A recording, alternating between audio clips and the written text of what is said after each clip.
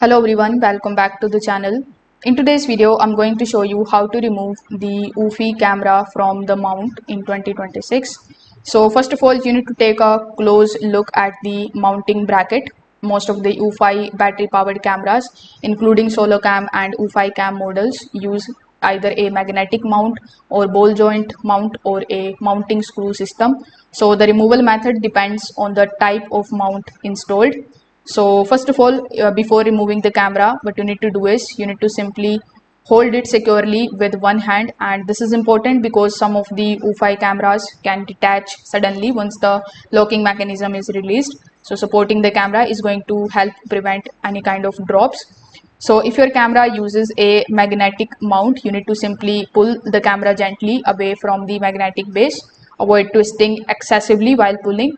The magnetic connection is strong, but the camera should separate from the mount with steady pressure.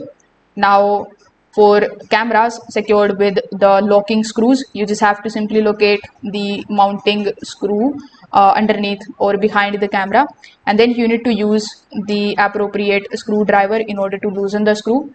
Once loosened, you can rotate the camera clockwise and then you can lift it off the bracket. Now, if the camera uses the ball joint mount, you can loosen the adjustment collar first, and then you can carefully slide or lift the camera from the mount according to the bracket design. Some of the models may require a slight twist before removal. So once the camera is removed, you can inspect the mount for wear, any loose screws and dirt buildup. You can also just simply clean the mount and tightening any kind of loose hardware that can improve the stability when reinstalling the camera later. So if this video helped you out, make sure that you like this video and subscribe to the channel. Thanks for watching.